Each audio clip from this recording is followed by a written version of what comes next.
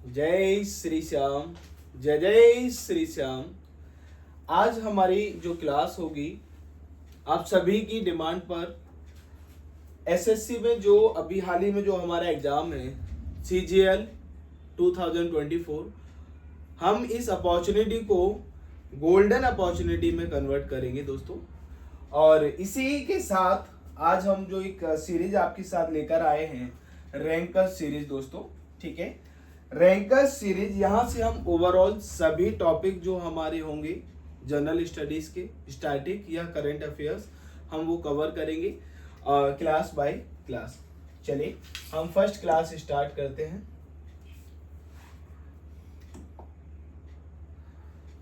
Under which one of the following articles of the Constitution a statement of estimated receipt and expenditure of the government of India has to be laid before the Parliament in respect of every financial year। आपसे जानना चाह रहा है examiner, under which one of the following articles, किस articles के according, किस अनुच्छेद के अकॉर्डिंग हमारे संविधान में, हमारे कॉन्स्टिट्यूशन में जो एस्टिमेटेड रिसीप्ट है या एक्सपेंडिचर है गवर्नमेंट ऑफ इंडिया के, वो बताए जाते हैं उसके बिहाफ पर। Then answer will be 112। आपको मालूम है किसके बारे में? Annual financial statement, annual financial statement. इधर क्लियर? जैसा कि आपको मालूम है annual financial statement describe in article 112। तो एक स्टेटमेंट होता है एनुअल बेसिस पर जिसमें हमारे जो रिसीप्ट है, जो एक्सपेंडिचर है, ठीक है, वो सारी चीजें बताई जाती हैं, जिसे हम also known as a budget, जिसे हम बजट के नाम से जानते हैं। बस ये जो टर्म है, ये जो वर्ड है हमारी कॉन्स्टिट्यूशन में गिवन नहीं है। Budget related to which articles? Answer will be articles 112। Next, इधर क्लियर? चलिए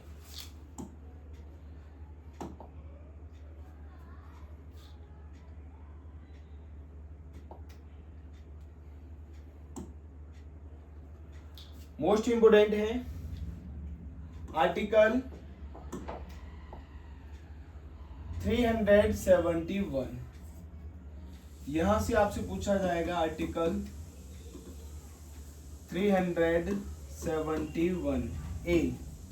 ये आर्टिकल 371 ए है, ये किस प्रोविजन से रिलेट करता है? हमने कहा जो नागालैंड है, नागालैंड वहां से बिलोंग करता है, जो वहां की ट्राइब है, नागालैंड की जो ट्राइब है नागा, उसके मैनेजमेंट से, उससे रिलेटेड से जो कि बिलोंग करता है। यहाँ पर नागा ट्राइब के लिए परफॉर्म करता है, वर्क करता है। ठीक है, so article 370 of the constitution of India, यानी 378 के बारे में बात कर रहा है। Provide special privileges to the which state, हमने कहा नागालैंड, ये कुछ स्पेशल प्रिविलेजेस प्रोवाइड करता है, कुछ विशेषाधिकार की बात करता है। किस राज्य से संबंधित है? नागालैंड। और यहाँ पर जैसा कि हमने ट्राइब की बात की, नागा ट्राइब से संबंधित है दोस्तों। Next,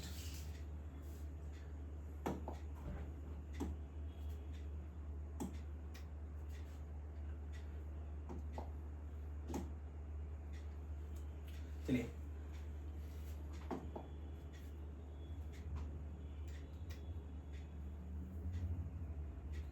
which provision of the Constitution of India provides that the president shall not be answerable to any court in India for the exercise of power of his office?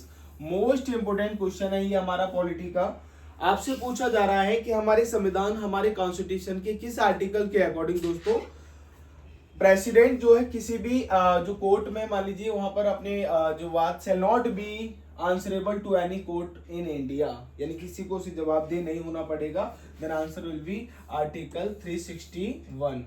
Article 361 ने ये empowerment दिया है president को कि भैया उसे किसी भी कोर्ट में जो है आंसरेबल नहीं करना है ड्यूरिंग द जो आपकी जो उसका पोस्ट होगा, उसका जो पावर यानी जब जो फंक्शन करता है, जब वो पोस्ट पर होता है अपने, उस समय वो जवाबदेह नहीं होता। ये आर्टिकल 361 के अकॉर्डिंग बताया गया है।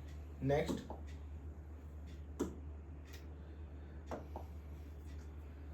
The total number of member in the union council minister in India shall not exceed. ये कह रहा है काउंसिल ऑफ मिनिस्टर, ठीक है। यहां से हमें क्लियर होना चाहिए किसके बारे में, article 74 and article 75।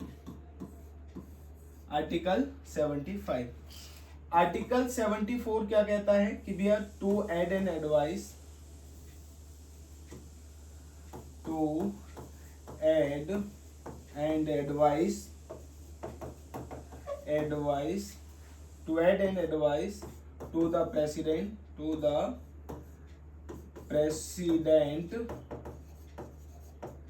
shall be council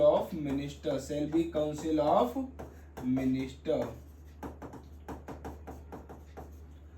to add an advice to the president shall be council of minister, यानी कि राष्ट्रपति को प्रेसिडेंट की सलाह और उसके कार्य के लिए एक मंत्री परिषद होगी, एक काउंसिल ऑफ मिनिस्टर होगी, ठीक है। ये किस आर्टिकल में बताया गया है, 74, हेडेड बाय प्राइम मिनिस्टर, यानी कि काउंसिल ऑफ मिनिस्टर का जो हेडेड होगा, जो मुखिया होगा, वो प्रधानमंत्री होगा। ये आर्टिकल 74 में हमें बता दिया है। Is that clear? Next, article 75 का फर्स्ट क्लॉज जानेंगे। फर्स्ट क्लॉज क्या कहता है, ये कहता है भाई basically prime minister appointed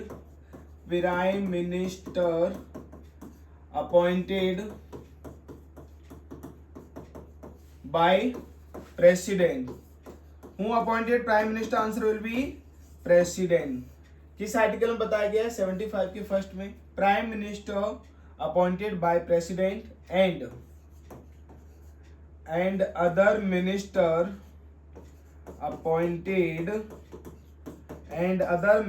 appointed by president on the advice of prime minister,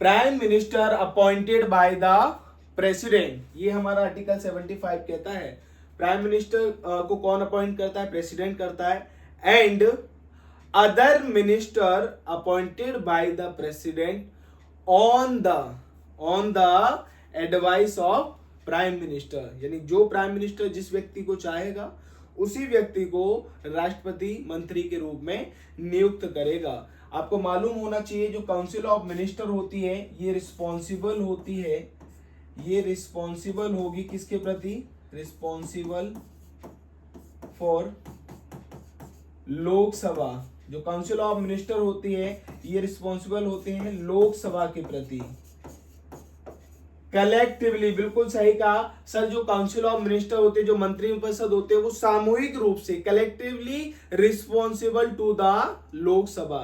बिल्कुल गलत होगा बेटा, ये पार्लियामेंट नहीं होगा। किसके प्रति जिम्मेदार होते हैं, रिस्पॉन्सिबल होते हैं लोकसभा। चलिए यहां से हमें क्या क्वेश्चन पूछा गया है, The total number of members in the Union Council of Minister in India shall not exceed 10% of the total member of the Parliament, नहीं। 15% of the total number of member of the Parliament, नहीं। ये parliament आ गया इसलिए ये गलत हो जाएगा, यहाँ पर वर्ड क्या है, parliament. 15% of the total number of member of the Lok Sabha, ये क्या होगा, सही। जो काउंसिल ऑफ मिनिस्टर है वो 15% से ज्यादा एक्सीड नहीं हो सकती, total member of the Lok Sabha, ठीक है, इंक्लूडिंग प्राइम मिनिस्टर। 15% में हमारा प्राइम मिनिस्टर भी ऐड होगा। नेक्स्ट, बहुत ही इंटरेस्टिंग है, राज्यसभा हैज एक्सक्लूसिव जुरिडिक्शन, कुछ एक्स्ट्रा पावर है इसके पास, राज्यसभा के पास। Creation of new state, declaring a war, financial emergency, या authorising parliament to legislate on a subject in the state list. जैसा कि हमने लास्ट टाइम बताया था कि राज्यसभा के पास ये अथॉरिटी होती है, ये पावर होती है कि जो हमारे स्टेट लिस्ट में जो सब्जेक्ट आते हैं, स्टेट लिस्ट में जो सब्जेक्ट होते हैं, जो विषय होते हैं जिन पर जो है राज्य कानून बना सकता है, यदि वो उसे इम्पोर्टेंस डिक्लेयर कर दे, इम्पोर्टेंस सब्जेक्ट अगर डिक्लेयर कर देती है राज्यसभा, तो वो सब्जेक्ट जो है पार्लियामेंट को दे दिए जाते हैं। ठीक है, वो सब्जेक्ट जो है एक यूनियन को दे दिए जाते हैं। ये पावर किसके पास है? राज्यसभा। आपसे पूछ लिया जाए कि कौन सा हाउस, कौन सा सदन स्टेट लिस्ट के सब्जेक्ट को जो है यूनियन को दे सकता है, पार्लियामेंट को दे सकता है, then answer will be Rajya Sabha. Rajya Sabha के पास ये अथॉरिटी होती है। नेक्स्ट,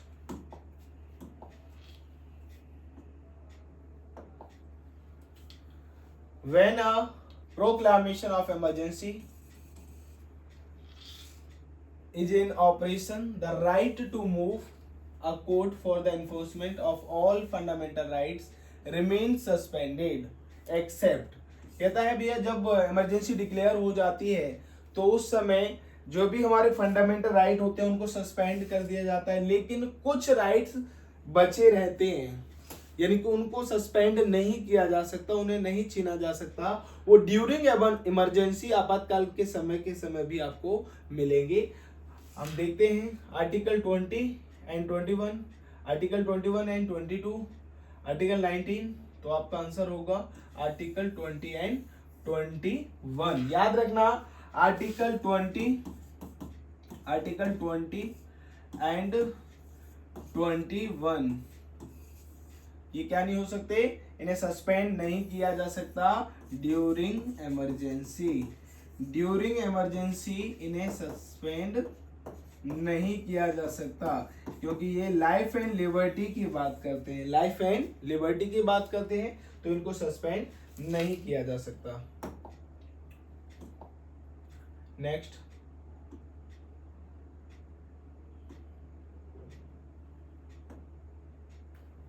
चलिए, which one of the following article of the constitution of India, कहता है इनमें से कौन सा जो आर्टिकल है हमारा जो deals with the special provision, जो कि कुछ स्पेशल प्रोविजन से डील करता है with respect to the state of Assam. देखिए यहां पर हमने लास्ट टाइम देखा जो आर्टिकल्स के बारे में, तो यहाँ पर आपसे स्पेशली जो आर्टिकल्स पूछा गया है वो कौन सा पूछा गया दोस्तों? असम। तो सबसे पहले अभी हमने देखा था आर्टिकल 378 डील करता है ये नागालैंड से। किससे डील करेगा? नागालैंड। ठीक है, and article 370 deal special provision of Assam. किससे डील करेगा? असम। मोस्ट इंपोर्टेंट ये जो आर्टिकल्स है आपके एग्जाम में अगेन एंड अगेन रिपीट होता है। ठीक है, नेक्स्ट, जो आपका आर्टिकल 370C है ये जो डील करेगा मणिपुर से, आप नोट कर सकते हैं अपने पास। एंड आर्टिकल 370D है ये आंध्र प्रदेश से जुड़ा हुआ इंपोर्टेंट प्रोविजन है। ठीक है, आंध्र प्रदेश। यहां से हमारे पास 4 क्वेश्चन बन जाते हैं। Article 378 deal Nagaland special provision, 370B Assam, 370C Manipur and 371D answer will B Andhra Pradesh. Is that clear? Next,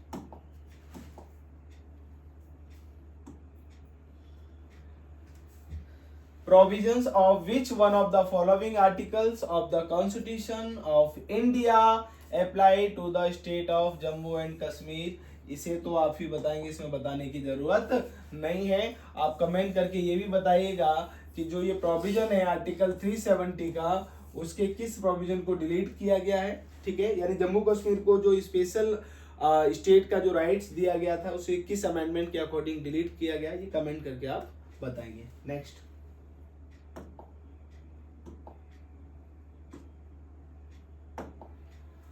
Which one of the following schedules to the Constitution, इनमें से पूछ रहा है इनमें से कौन सा शेड्यूल कॉन्स्टिट्यूशन का, संविधान का, provide for setting of autonomous of district council.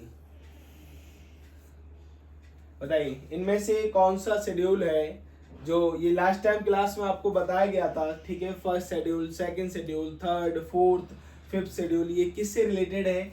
ये बात करता है कि कुछ ऑटोनोमस डिस्ट्रिक्ट काउंसिल को सेटअप करता है, किसका, ठीक है, ये आप बताएंगे। Do fast, hurry up. Next, इसको कमेंट करके बताइएगा। ये आंसर कल ही आपको क्लास में बताया गया था, इस शेड्यूल के बारे में, कौन सा ऑटोनोमस डिस्ट्रिक्ट प्रोवाइड करेगा। ये सभी एडवांस लेवल के क्वेश्चन है, जल्दी से बताइएगा।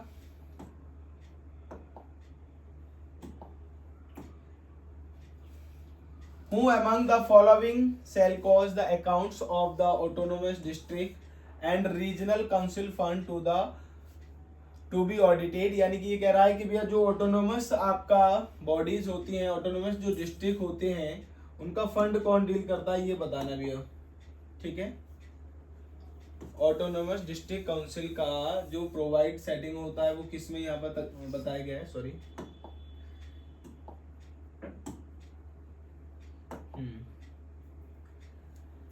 कौन करेगा भैया? ऑटोनोमस जो डिस्ट्रिक्ट होते हैं, अभी हमने आपको क्वेश्चन कमेंट के लिए बताया गया है, जो regional council fund to be audited किसके द्वारा किया जाता है। हम सभी को मालूम है कि जो फंड ये ऑडिटेड किए जाते हैं, यहाँ पर ऑटोनोमस कोई भी होगा, किसके दिया किया जाएगा, कैग के द्वारा, controller and auditor general of India. बहुत ही बेसिक क्वेश्चन है, स्टार्टिंग है, आप इनको एक अपने नोटबुक में नोट करते रहिए क्या क्या टॉपिक कवर कर रहे हैं, ठीक है। आज के लिए इतना ही, बहुत बहुत धन्यवाद, थैंक यू सो मच।